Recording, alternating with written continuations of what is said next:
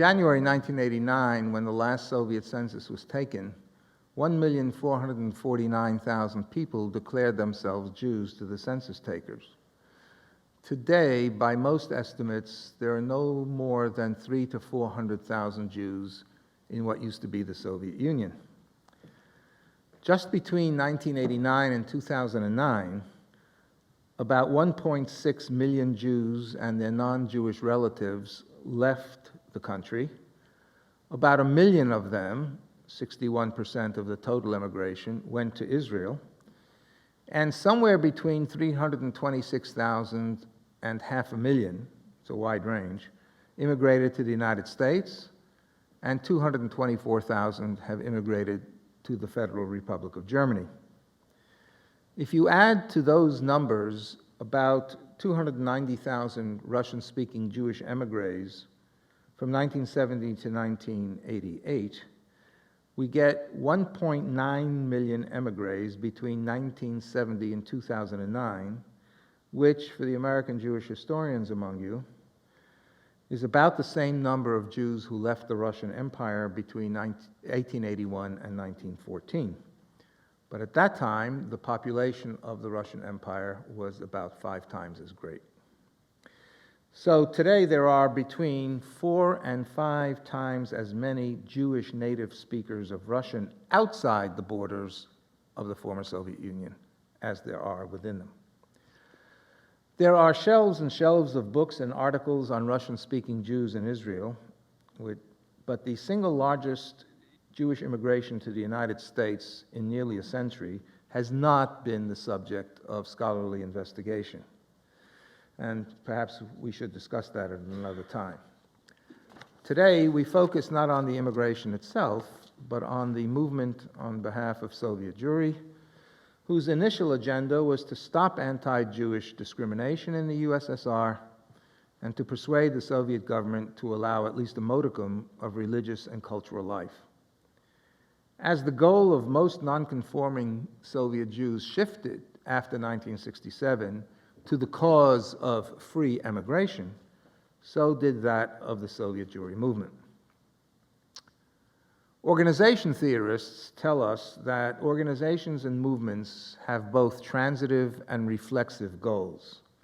That is to say, they address an issue, that's their transitive goal, but they also have internal vested interests, that's their reflexive goal. And sometimes reflexive goals survive the achievement of the transitive goals. March of Dimes, the YMCA, and perhaps the Soviet Jewry movement are examples of that. In the case of the Soviet Jewry movement, I see a third and perhaps unintended goal, which is rallying American Jewry to a cause which all could support when Israel was no longer attracting uncritical universal support and when religious and secular Jewish institutions seemed to be losing their appeal. The Soviet Jewry movement attracted political conservatives who saw it as a weapon against the evil empire and political liberals who saw it as a human rights issue. Many American Jews felt guilty, whether justifiably or not, for not having done more to save European Jewry after 1933, and the Soviet Jewry movement offered an opportunity to make amends. The American Jewish Historical Society houses the most comprehensive archive of the movement, and we hope that scholars, students, and the general public will exploit its holdings for research and teaching. Today, we have a distinguished panel which will address several aspects of the movement. We'll begin with Inga Veksler, who is a doctoral candidate in the Department of Anthropology at Rutgers University, and who is writing a dissertation on the experiences, the politics, and the memories of Soviet Jewish immigration through Austria and Italy in the 1970s and 1980s. Inga, пожалуйста.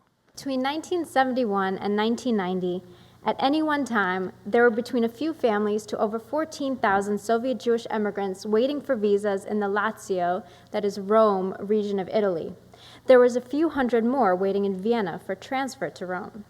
Over those years, between 150 and 200,000 Soviet Jews passed through this so-called Vienna and Rome pipeline, on their way to Western countries of immigration such as the US, Canada, Australia, among others. Until 1990, this route was the principal way for Jews to emigrate from the Soviet Union to countries other than Israel, and refugee status was the principal legal mechanism that allowed them to do so.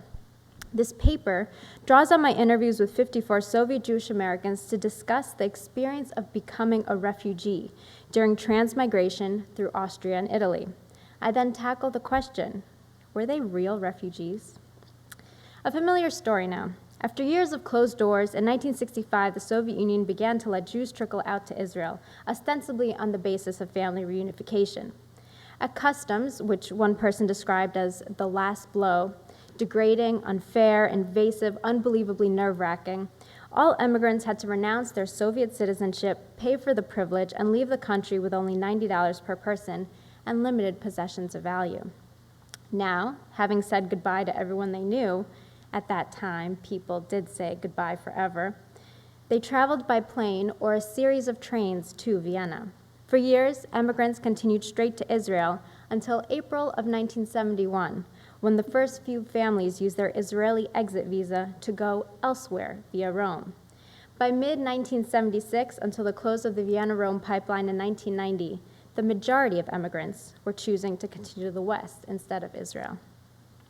The entire process of leaving was highly regularized, thanks in large part to the Hebrew Immigrant Aid Society, or HIAS, which processed all paperwork, and the American Jewish Joint Distribution Committee, or the Joint, which provided social services and a monthly stipend. But for émigrés, this regularized route was unpredictable and unnerving at every step.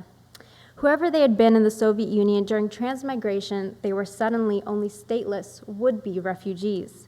We were nobodies, several have told me. Whereas in the Soviet Union, one at least knew the system and how to get around it, who to talk to, what to say, who to bribe. Arriving in Vienna was arriving at square one.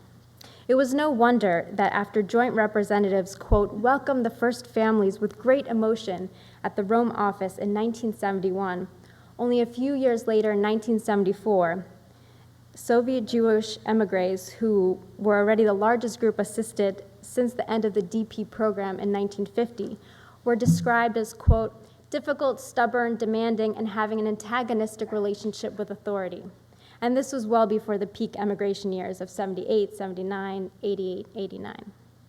Upon arrival to Vienna, immigrants were greeted at the train or airport terminal by a HIAS worker who asked, Israel or elsewhere? They would answer elsewhere and await transportation to a hostel in the city. Some remember fellow immigrants still being undecided of their decisions, standing at the terminal, having to choose. From Vienna, every one of the émigrés I've interviewed has stories of shock. The shock of the clean streets, the elaborate store displays, the variety and quality of goods, kind and friendly storekeepers and strangers, well-developed infrastructure, and public amenities, such as public telephones, equipped with a phone book in each one. Not to mention the beautiful historical landmarks of Vienna. For nearly everyone, this was their first time outside the Soviet Union. They felt lucky to behold the Europe they never thought they'd get to see, but at the same time, many were overwhelmed by the realization of all that they had lacked and the enormity of the lies behind the Soviet truths. In Vienna, after refusing to be persuaded by Sochnut personnel to change course and make Aliyah, immigrants began their applications for refugee status, and typically 2 days to 2 weeks later, they arrived by overnight train to Rome, where processing would continue in Western Europe's largest U.S. embassy. Émigrés joined a vibrant, though ever-changing community with its own social dynamics, including reunion of friends and family, regular meeting places, robust networks of information and gossip exchange, self-organized schools, and even self-organized group tours. One observer noted in 1976 that the Soviet Jews are, quote, a very large group which has developed its own life pattern, almost its own tradition in Italy. But émigrés found themselves in a radically different society, with an openness of interaction and information that took everyone by surprise.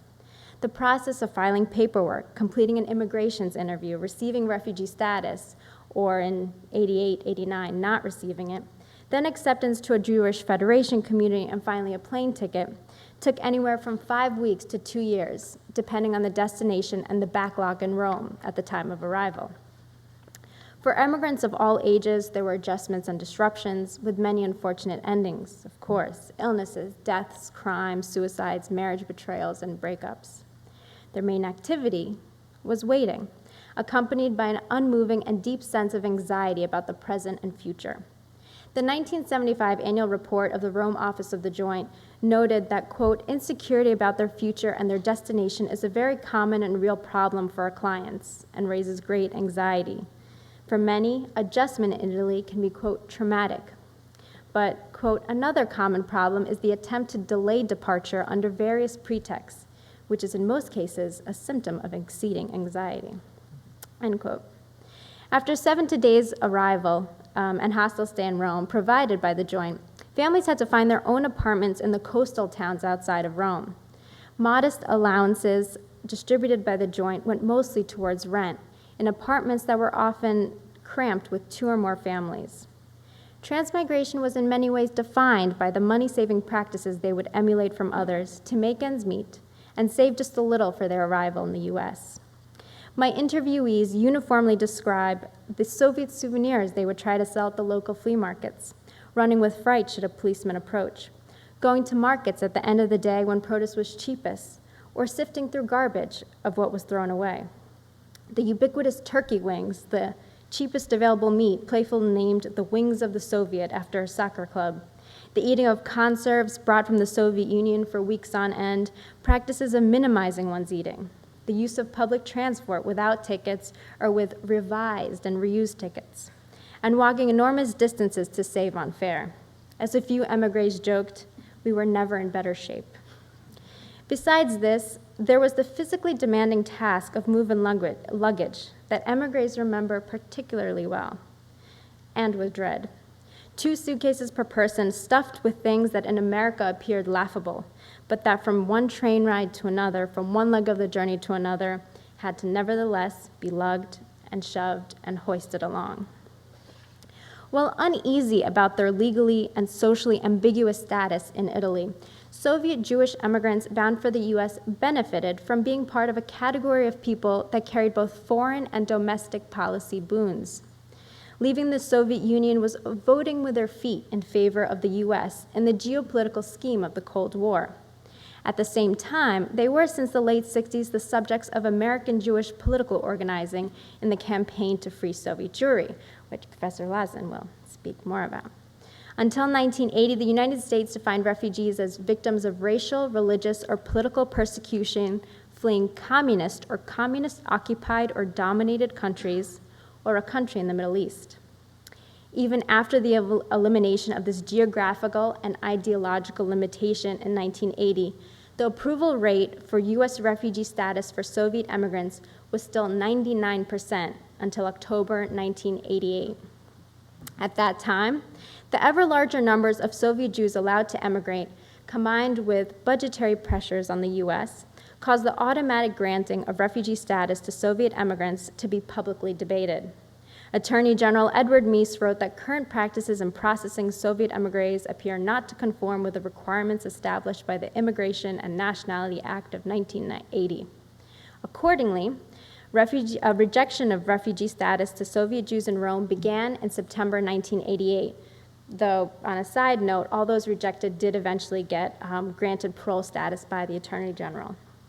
Rejection rose to 30% by April 1989, and critics from HIAS, the organization Action for Soviet Jewry, and rejected Soviet Jews in Rome complained about the erratic nature of refusals, as if the INS only sought to support its own premise that not everyone is eligible to be a refugee. The irony in this timing, however, is that it was exactly in 1988 that Soviet Jews began to be palpably alarmed by growing grassroots anti-Semitism, including calls for pogroms, which lasted at least until the fall of the Soviet Union. Of course, it was also true that some of those who emigrated did not know exactly why, because it was in the air, because that's what people were doing. Some, the minority to be sure, left without ever having experienced any form of popular or institutionalized anti-Semitism. In such cases, these individuals were not even being persecuted or facing fear or persecution. Neither were Soviet Jews as a whole fleeing war, ethnic cleansing, or natural disaster. They applied for an exit visa. They chose to leave. And the fact that they were choosing not to go to Israel, didn't this mean, as American scholars and Jewish establishment leaders, as they speculated, that Soviet Jews were economically rather than politically motivated? Moreover, how could they be refugees when there was a country, Israel, willing to take them? Then, as today, American Jewish leaders, NGO workers, academics, politicians, and Soviet Jews themselves questioned and continue to doubt. Were they real refugees? Along with being Cold War pawns, Soviet Jewish immigrants were also Aliyah pawns. Just as the desire to emigrate served an ideological blow to the USSR, so too the lack of desire to go to Israel has dealt it an ideological blow since its inception. As the chairman of Sochnut stated about Soviet Jewish dropouts in 1980, they're not refugees. There are no Jewish refugees today. Jews seeking a haven and a new life have somewhere to go. At the highest echelons of joint leadership, figures such as Ralph Goldman, its executive vice chairman, Ted Feder and Dr. Akiva Kohani, longtime employees and head of Joint's European headquarters in Geneva, were wont to agree. While working tirelessly to maintain the difficult and overtaxed Vienna and Rome operation, they nevertheless held onto Zionist hopes for Soviet Jews, including a 1980 plan designed in concert with Israel to reroute Soviet Jewish immigrants in Vienna and restrict them to a hotel in Naples in such a way as to increase Aliyah. Occasional disparaging remarks can be gleaned in archived joint documents, as in a July 1978 private memo in which Ted Feder, in response to complaints about the treatment of Soviet Jews in Italy, writes, and I paraphrase here, "Are you kidding? They're using Israeli visa to go westward. They're economic refugees more than anything else, with barely any Jewish identity."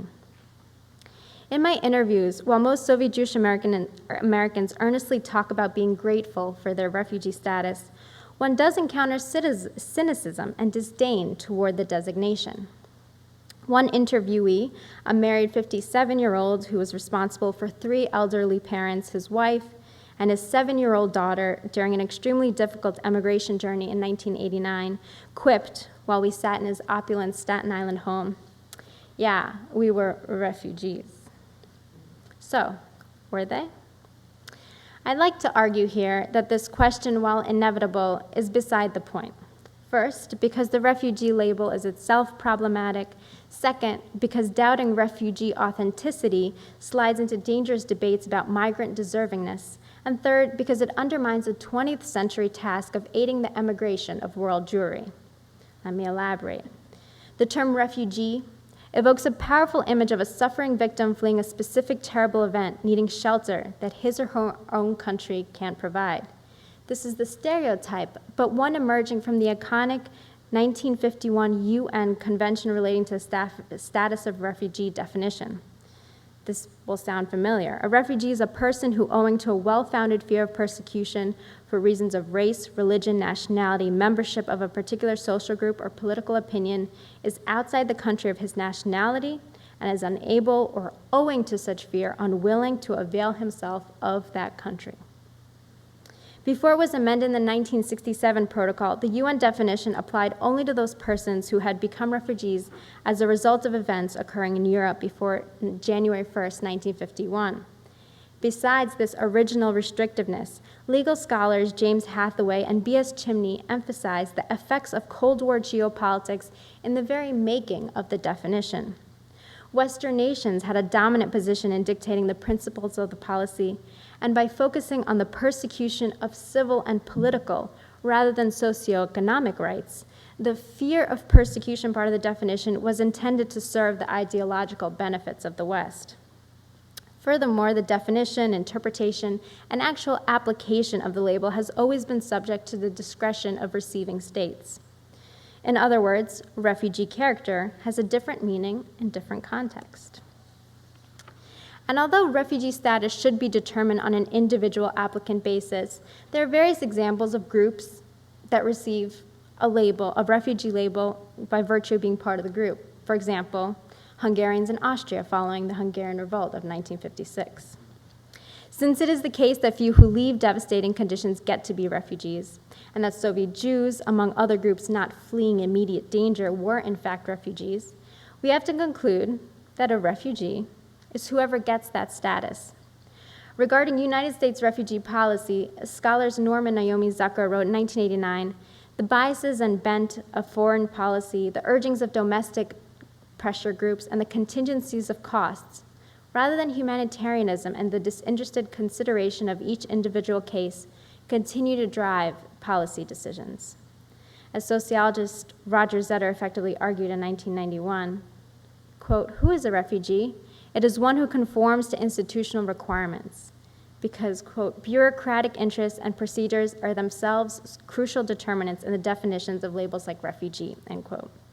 Regardless of its contextual character, scholars, NGO workers, laypersons nevertheless still assume that there is a true refugee out there. Underlying this presumption are ideas of suffering and deservingness, that is, who has suffered enough to deserve the label. This is a dangerous moral trap, as Roger Zetter pointed out in 2007. He writes, quote, "It was argued that genuine refugees, implicitly different from refugees without the prefix, were poorly served by a convention label which was exploited in the political and popular mind by large numbers of other types of migrants." He goes on to argue that this logic blames the victim for seeking asylum and is employed along with powerful policies of restrictionism within all the major countries of asylum. Finally, to ask whether Jews emigrating from the Soviet Union were really refugees is to undermine the 20th century task of aiding the emigration of world Jewry. Hayes and the Joint, as the principal organizers of the Vienna-Rome pipeline, had of course been helping world Jewry emigrate, among other tasks and other populations, since the late 19th century. Vienna and Rome accommodated Eastern European and North African Jewry, leaving every threatening anti-Semitic regime since World War II. Hungarians, Poles, Czechs, Romanians, Libyans, Egyptians, Iraqis, Iranians, all of whose numbers are of course much smaller than the Soviet Jewries. Doubting the extent of Soviet Jews' religious persecution when they are not at all religious, as Ted Fetter had, or believing that they should all go to Israel, runs counter to the laudable ethic of helping Jews in need. It also reflects the distinct biases of the Jewish elite and its views on where on-the-move diaspora Jews belong. Rather than doubt the authenticity of the refugee status or conclude that the hardships of emigration made them into bona fide refugees, I point to the experiential angle of the bureaucratic process of gaining refugee status. As is the case with Soviet Jewish emigration through Vienna and Italy, the refugee application process imposes its own condition of hardships and brings immigrants more in line with being a refugee. Thank you. I'm going to talk today about cooperation between Christian clergy and American Jewry in the struggle for Soviet Jewry. The National Interreligious Force on Soviet, it should be National Interreligious Task Force on Soviet Jewry. When I did my research for the 2005 book, I never looked at the archives of the American Jewish Committee. I went to the archives of the American Jewish Committee in 2008 and spent the year or two looking at what they had on the Soviet Jewry movement. And I discovered that in their Interreligious Affairs Department, there was this outreach to non-Jewish activists, particularly Catholic priests and nuns, and that's the basis of what I want to report on today. Now, the initiative, was it a front? That's a question which is often raised. The American Jewish Committee Interreligious Affairs Department, they were concerned from about 1967, there were documents, from about 1967, but prior to 1967, they were always concerned with relations with non-Jewish groups in the United States, the Christian, religious Christian community. They wanted to have dialogues, especially after the Holocaust, etc. In 67, concerning the 1967 war, they're very concerned, especially with the Protestant response. Mainstream Protestant groups became very critical of Israel, so they got involved with these groups. Now, there was an AJHS task force in 1971 that called for the creation of an interfaith group for Soviet Jewry. That's something they thought about, they wanted to do. They discussed what I call reaching out, which means contact with the Christians, with someone named Yehoshua Prat, who was the liaison bureau. I assume many people are familiar with that, the Israeli group. He was located in New York City, so at a meeting, he said it's a great idea to reach out to the Christian community. And what actually happened in practicality, this nun, Margaret Traxler, gave a talk in Cleveland about Soviet Jewry, probably about 70, 71. Someone in the American Jewish Committee picked up, who is this, what is she doing? Tannenbaum made contact with her, invited her for lunch or dinner, and he then approached her with saying, are you willing to try to organize Christian leaders to participate in the Soviet Jewry movement? And she went ahead with this idea. Now, she was in charge of a group, the president of the National Catholic Conference, located in Chicago. She headed it. It was in Chicago. They later moved to Washington, D.C. It was a group of liberal Catholics concerned with homosexuality, workers, many, many subjects. And in May '71, in one of their publications, they took up the issue of there's a serious problem in the world that concerns Jews in the Soviet Union. We don't need another 3 million victims of anti-Semitism, things like that. Now, to some extent, the entire Catholic community was influenced by Vatican II, their decisions, policies which encouraged interaction with Jews, and there were X number of Catholics and Catholic leaders in the United States, including this organization, that took it very seriously. Now, there was a founding event in October of 1971, sponsored by the American Jewish Committee and the National Catholic Conference for Interracial Justice. That's the name of the organization. AJC's intent, we want to create a Christian body with a low AJC profile. And they even thought of the idea, let's call the organization the Christian Conference for Soviet Human Rights. That's sort of an ironic title because they're talking about human rights. We'll come back to that later on. And quote, the general consensus that AJC's visibility should be kept to an absolute minimum, while that of the Christians involved should be emphasized as much as possible. That was the intent of the American Jewish Committee. The honorary chairman of the organization was Sergeant Shriver. Shriver family out of Chicago, the Kennedys, and he was more a figurehead. It's very difficult to determine every time they had a gathering whether he came or he just sent his greetings. Now, they set up a public group of what they call sponsors. You see some names here. There's only a partial list. William Buckley Jr., William Randolph Hearst Jr., Lee Iacocca, Rabbi Heschel, Jackie Robinson, Theodore Hesburgh, Ed Sullivan, etc., several senators and congressmen. The people put on the list in 1971-72 stayed all the way through the end of the organization. So AJC in the beginning was in charge. They basically controlled the program. A letter went out under Shriver's name, and it was hosted, the conference, by the Chicago Theological Seminary and the Catholic Theological Union, also located in Chicago.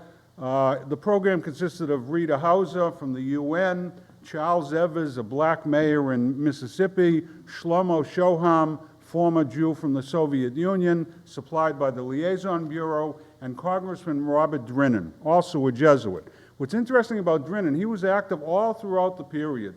For example, one of the first things he did for the task force was to go to Israel to look at Soviet Jews in Israel, come back, gave a report, there's a need for more American support. At the final session, they were in a cathedral in Chicago, and you can take a look. They had the president of the National Council of Churches of Christ, they had the president of the National Committee of Black Churchmen, etc. And they came out with a statement called the Statement of Conscience, which said basically, which is the Israeli theme at the time, let them live as Jews or let them leave to be Jews. Baptist groups endorsed it, the Catholic Conference, and the National Association of Evangelicals. So they really got a lot of publicity. They reached out to the Christian community. They set up interreligious councils for Soviet Jewry in Louisville, New York City, Miami, LA, San Francisco, all over the country. That's only a partial list, and several other things. They went to Brussels too. The American Jewish Committee, which is interesting in some of the politics of setting up Brussels, arguing with the Israelis and others, decided there should be Christians present, although it was a minority, it was going to be a Jewish event. And then they pressured to make sure that Ann Gillen gets on the program, which she did. And she had a very important meeting with Golda Meir, where she went up to Golda the first time, and she said to Golda, she whispered in her ear, "I want to apologize," I forget the word she used, she spoke in religious terms, "for the way you were treated at the Vatican." And then they hugged each other, and then Golda made the following comment, which you can look at it basically saying, you know, we all know about Jewish persecution. We've always been persecuted by the Gentiles, by the Christians. But it's also important to teach our children that throughout the ages, while we were being persecuted, we were able to say to our people that there's never been a period when non-Jews failed to stand by our side. Speaking of Anne, which is a very nice thing, coming from Golda Meir. Now, everything changes, and with this I'll try to finish up, with the issue of the persecution of Christians in the Soviet Union and in Eastern Europe. Now, American Christian religious leaders, Anne and everyone else, were aware of the persecution of Christians and other nationalities which practiced Christianity in the Soviet Union. Now, the Liaison Bureau from the start had the policy to separate the Jewish issue from those of dissidents and other nationality groups in the Soviet Union. The AJC position in '73 was the same. We don't want to mix the two. That was the policy. Now, the task force, there was a gradual shift in the '70s, almost as soon as the organization started, with a gradual transition to concern also with non-Jews being persecuted in the Soviet Union. Now, this was often muted in the beginning. For example, at Brussels, they had a document called the Call to Christian Conscience. So they say, we Christians at Brussels are pained by the persecution of our Christian brothers. Nonetheless, are convinced that the oppressed conditions of our Jewish brothers and sisters is unique and more rigorous than that faced by Christian communities. But that shows the two sides of the issue. By the end of '76, it became more of an issue. In Chicago 2 consultation, in '76, 4 years after the founding conference, they have a second conference. Two key speakers were Robert Drinan and Senator Charles Percy. What did they talk about? They talked about Helsinki and the issue of religious liberty. So some in the AJC and the American Jewish Committee felt we're neglecting the issue of Jews. So one of the, what's going on here? We're supporting this organization. It's supposed to be about Jews in the Soviet Union. They're talking about civil liberties and religious persecution. So the director Debau of AJC in Chicago said, we must expect that the issue of Christian importance will be increasingly introduced to the partial exclusion of Soviet Jewry discussions. How can we safeguard against this type of thing? We have to think and plan better. But there was a clear shift by the late '70s, going into the '80s, of the task force concerns. Basically, they're much more concerned with human rights, religious persecution in the Soviet Union, not to neglect the Jewish issue. For example, they focused on prisoners. So they had various newspapers around the country that picked up the story that present 10 prisoners in the Soviet Union, religious prisoners. 5 Jewish, 5 Christian. That was the idea. But they helped the State Department organize a conference on human rights. They got involved in hearings in Europe for Andrei Sakharov. And then, for an example, in '84, Anne goes up to Toronto to help organize an interreligious task force on human rights and religious freedom. This is the more or less shift in the organization, leaving its main focus on Jews in the Soviet Union, becoming concerned with persecution in general, and often in particular with the Christians being persecuted. In 1988, because of the market conditions, the Tannenbaum Foundation lost its fortune. There was no more money, and the organization went out of business. So there's a memo, April 28th, 1988. The AJC announces Anne will close shop on May 30th, 1988, and Anne goes to something called the St. Stephen Foundation, which supports Christians in the Soviet Union and elsewhere suffering religious repression. In conclusion, it's clearly the task force was not a front organization in the American Jewish Committee. Each side, meaning the American Jewish Committee and the liberal Catholic groups, had its own concerns and interests. For the American Jewish Committee, it was primarily Soviet Jewry. For the Catholic nuns, they were concerned about Soviet Jewry, but also Christians that were being persecuted. The American Jewish Committee continued to support the task force despite its shift in the 1980s to be more concerned with Christians, but gradually it withdrew support and eventually closed down the organization. Thank you. Thank you very much. How would the narrative of American Jewish life in the 20th century sound different if we incorporated the voices of the most recent wave of Russia's Jews to arrive in this country?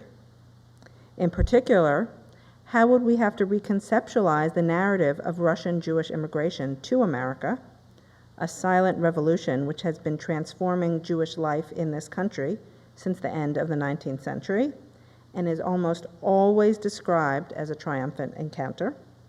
How would it sound different if we incorporated the experiences of thousands of Jews and their non-Jewish relatives from the former Soviet Union who have made the United States their home, and for whom high levels of education, intermarriage, and strong support of Israel are the norm?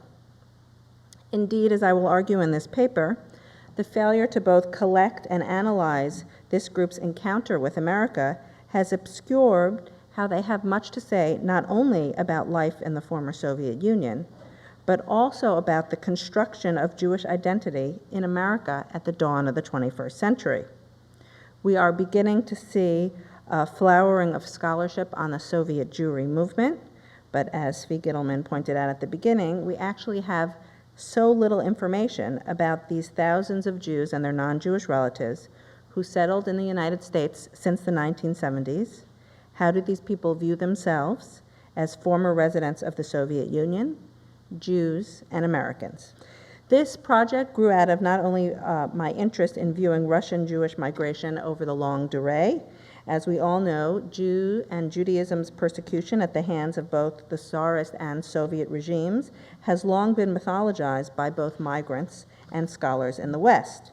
Since the 19th century, the dispersal of Jews from what is now Russia has transformed Jewish life, and in that, tales of pogroms and draft evasions in the 19th and early 20th century framed, and I would say skewed, historians' explanations of the forces pushing Jews to leave the Russian Empire. Similarly, Soviet Jewish émigrés and their non-Jewish relatives who had to go through a complex bureaucratic process described to us by Inga in order to acquire refugee status in Western Europe to even gain entrance to the United States also popularized a certain vision of life in the former Soviet Union. Divergent challenges faced Jews in locales scattered across the Soviet Union. In short, to be a Jew in Tashkent was a very different task than being a Jew in Moscow. And I realized that we need to move beyond what I have called the visa narrative and ascertain what really happened to Jews in Russia economically, socially, demographically, politically, and religiously, depending on if they were in Odessa, Minsk, Nalchik, so on and so forth. Moreover, and this is where I'm just in the beginning, I wonder how these divergent experiences in the former Soviet Union shaped their lives after they migrated. So, how did I go about to collect these stories and the diverse dynamics shaping late 20th century Soviet Jewish migration?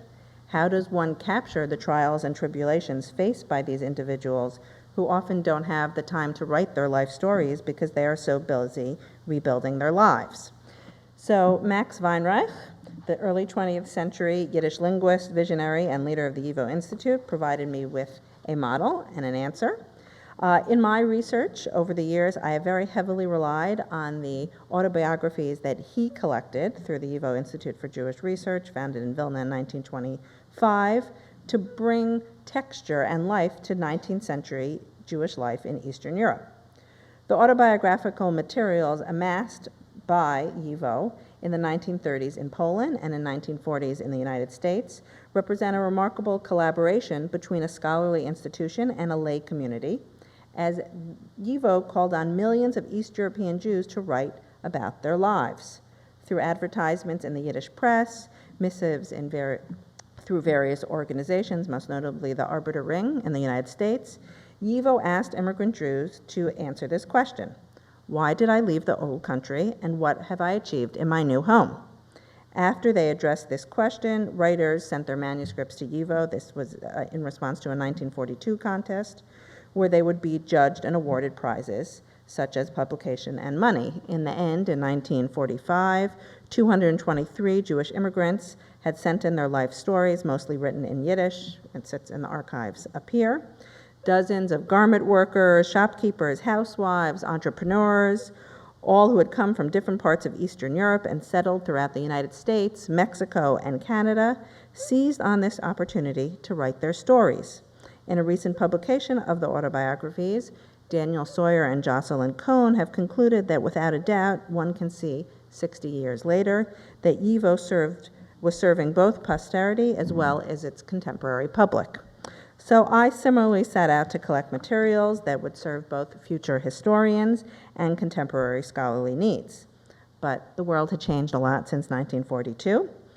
But I knew that a very short window existed for me to do this project because I really wanted to have members of the generation born between 1920 and 1940 write their stories. Indeed, they lived the whole span of the Soviet Empire. And if I did not ask them soon, they would no longer be able to write their life stories, and their testimonies are central to our future historical knowledge. I advertised about my contest and offered prize money, because I realized that was the only way people were going to write in order to attract people to tell me their life story. I collected 330 autobiographies, which came in the form of essays, poems, books. The documents I received reveal in detail not only about political life in the former Soviet Union, but offer a very intimate view of gender relations in marriage, and Soviet marriages are very interesting. We'll leave it at that. The joy of grandparents. Many children are raised by their grandparents. The deep conflicts over money, religion, the question of immigration, as well as politics both in the United States and in Russia. Now, time does not allow me to explore all my findings, which I'm slowly working through, but I have found two things. One is there is an infatuation with American technology and American cars. I would say more than 50% who talk about, and we talk about the Golden Medina.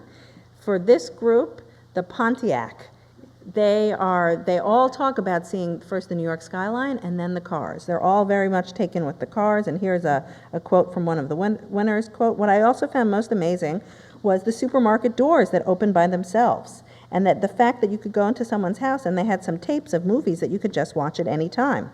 But what I found most shocking is when I called my acquaintance in Boston, Sasha, and I was deeply shocked when his own voice informed me that he was not home. Shaking, I hung up and asked Vitaly, who's her husband, what's wrong with Sasha? Why is he telling me he's not home and that I should leave him a message?